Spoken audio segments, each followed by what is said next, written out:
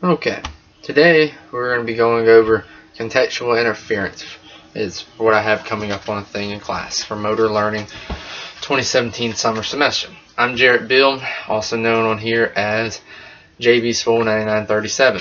The objectives for this PowerPoint or presentation is going to be to learn what contextual interference is, how block practice is related to contextual interference, as well as random practice. We're going to go over the contextual interference effect, contextual interference used in an applied setting, and contextual interference as it can be implicated into your practices.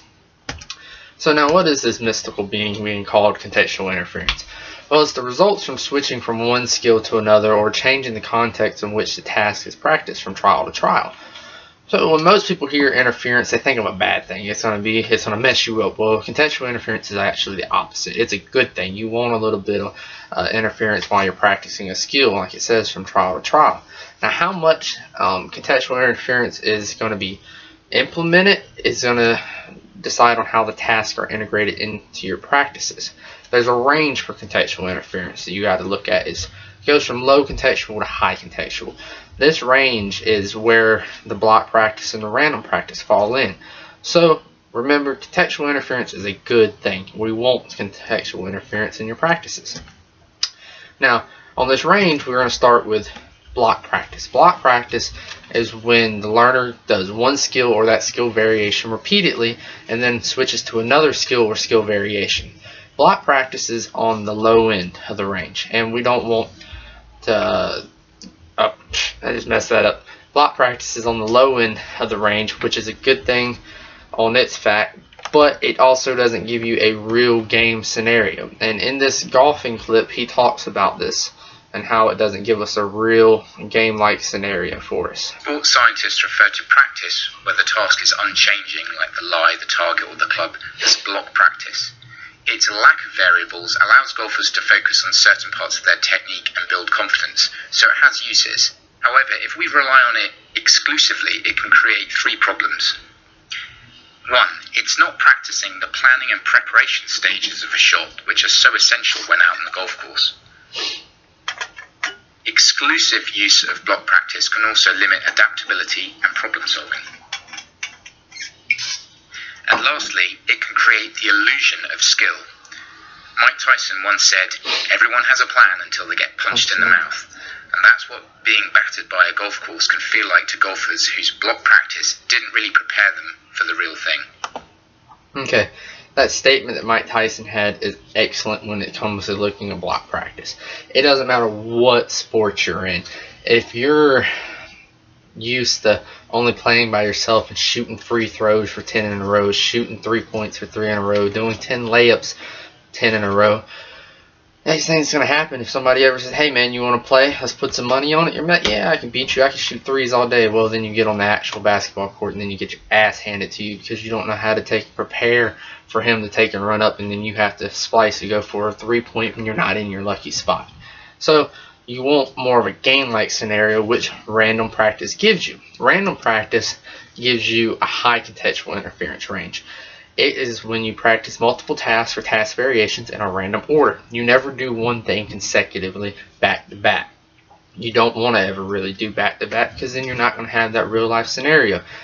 And this will give you a better long-term game.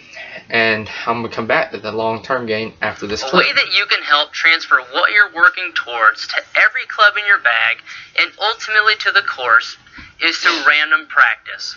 What I mean by random practice is that when you go to the range, you're never going to hit the same shot or club twice in a row. Here's how you do it. Take your bag and pull out every club. The goal is to hit each club at least once, but never back to back. Change your target and change your club. If you need help randomizing your shots, think of your home course and the shots that you will hit to serve as a basis for the target distance and the necessary club. If you're still having a hard time transferring what you're working on to every club in the bag or from the range to... Okay, and what he's saying, think of your home course, which is what you're actually going to be doing. So it gives you that more of a real life scenario. You're thinking of it, you're planning it out. I use golf because it's such a hard game to really ever completely beat. You'll never be a complete pro, because even pros have days that they suck and they shoot 84s. It happens to everybody.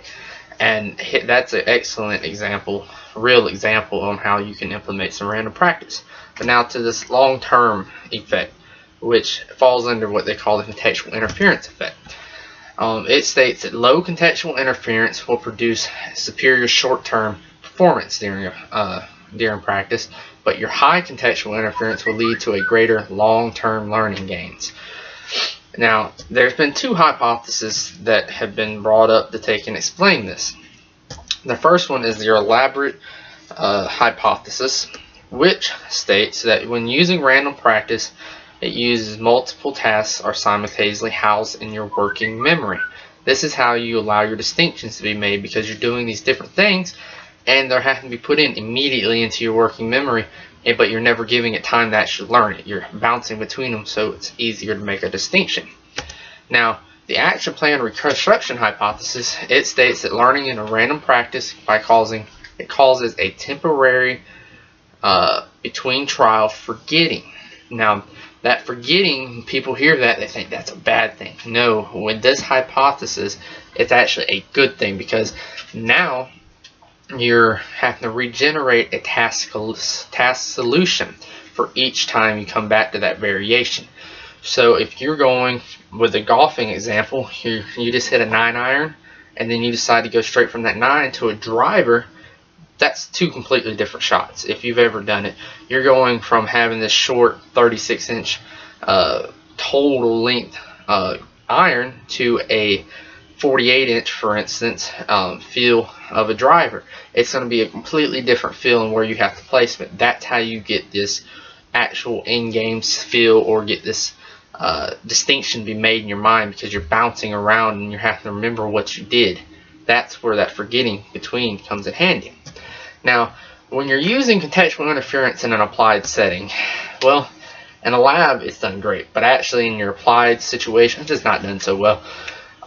But they have found in their trials that they've done that they've had superior retention results from random practice in badminton serving, forehand and backhand, ground strokes and tennis, rifle shooting, and a few others I didn't list. But other studies have shown no difference between random and block practice. Now, in my thinking, because I prefer to go shoot guns and other things over playing badminton and tennis, is that if I go to line up for a 300-yard shot or a rifle, which I haven't got to do in a very long time, and all I've been doing for the past week is shooting 50-yard shots or a 10-yard shot with a pistol, I'm not going to be prepared to take that 300-yard shot. But if I would have been using random practice where I'm going 100 yards, 200, 50, 300, and bouncing around, I'm going to be more likely to be able to adjust and know where I need to set my sights at to be able to hopefully hit it on the first shot. Where with block practice, if I use block practice just on that 300-yard shot, yes, I'm going to be able to do it a lot easier, but I'd be training directly for that. I wouldn't be able to use it in an actual real games or real life scenario where if you're hunting or something like that. Now, some more things that goes along with putting it in an applied setting. McGill and Hall hypothesized that the probability of electing contextual interference depends on whether the task variations are implemented are governed by the same generalized motive program. Alright, this is actually a really long section in the book that pretty much breaks down for them as saying practicing skills using different motor programs engages more cognitive processing, which gives a greater influence enhancing your learning. Alright, so that states that using something that's going to cause more interference, you're going to have to use more cognitive processing, which equals greater gains because you're using more of your mind in general to take and learn that process.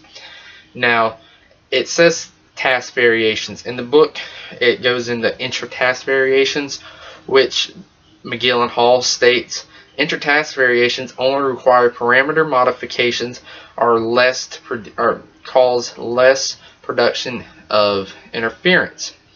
So less interference equals less cognitive processing, which means less learning is how they looked at it. But there's always another group that says that parameter modifications he looked at the same amount of contextual interference as using a more changing the motor program. So there's no clear shot on what's actually true or not. I say there needs to be more research done for both explanations, as is most things in exercise science. Now, the wrap up in the applied setting, everybody does agree that you need to use block practice more for your beginners and intermediates, and use, once they hit that certain degree of proficiency, go to a random practice.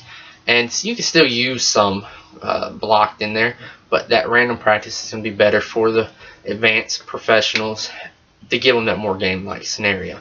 But once again, more research does need to be done. Now, if you're going to implicate it for your practices and such, use early block practices or low contextual interference for your youngsters and your beginners until they get the movement patterns down. And once they get that basic level of proficiency down, use a moderate to high contextual interference. When I hear moderate contextual interference, I don't mean just go out there and give them a true 1-3, 1-2, 2-1. Well, nothing that's changing. I think give them a little bit of block set up with a random feel where you do 2 strokes, 2 strokes, 2 strokes, or 2 shots from different places on the court, so that they're still getting a little bit of block mixed with a little bit of random. So it's more of a moderate contextual interference. That's what I think of when I'm using it. Now, to continue on with the implications, when you're designing these training sessions for people, and it don't matter whether they're true beginners or true advanced people, use a little bit of block and random practice, because every pro still has their problems. An example would be Bubba Watson in golf. The man can drive a ball 330 yards, but he has so many problems around the greens. But he went back to his old school methods of going through some block practice setups where he might putt 100 balls from 3 foot or 50 balls from 8 foot to take and just relearn and make sure he got it down pat so he feels comfortable. And you're also going to need to keep them motivated on when they're doing this, going from one task to another, because you could end up with poor performances. Like he said Bubba Watson said his biggest problem was he used to let it get into his head, because he'd do this great drive off the tee and then this great iron hit onto the green, but then he'd get there and he'd remember, hey, I suck at this nowadays, I need to fix this. And he kept his motivation up and got where he felt comfortable again. And he's a Masters winner, so it shows that it helps that they can use it still. Now, as a quick review for the class, we're going to use contextual interference is how much interference results from switching from trial to trial. Contextual interference effect shows low interference equals short-term gains. High contextual interference will equal a long-term gain. When you're using it in an applied setting, contextual interference is not done so well. More research needs to be done. Implications that you should use when designing programs is mix it up with blocked and random practices. Don't just use one thing, and once they hit that certain level of proficiency, don't just stick them even though they're a pro on block. Throw in that random, or throw a little bit of blocked in with random. Now here's some review questions if you want to leave your answers in the comments or whatnot. Contextual interference is in the applied setting is the greatest thing ever. These are true and false questions also. Good, your answer would be false. Now, there are 7 hypotheses for the contextual interference effect. Also false. And then for your block practices is the same as your low contextual interference. Is true. Alright, now here is your questions for your multiple choice questions, be it that. When designing a program for somebody like a professional golfer, what would be best? Random practice, block practice, low contextual interference, high contextual interference, or A and D, or B and C. And this is just if you strictly, there's no blending of them. So you want to pick the best that would be best for that person. Don't blend them together. Like I stated, you should. This would be directly for them. Your answer would be E. You'd want more random and high contextual interference. This is what you want. You'd want more of that, not less random and more blocked. Now for our last question is, who needs the most contextual interference in their practices? A first grader, a sixth grader, Kevin Durant, or LeBron James. So last week we had Golden State beat out the Cavaliers for the NBA Finals. So what is our answer? Your answer will be A. Exactly. Now, that wraps up our entire slideshow presentation for the class. If anybody has any more questions, feel free to ask. And that's everything. Thank you.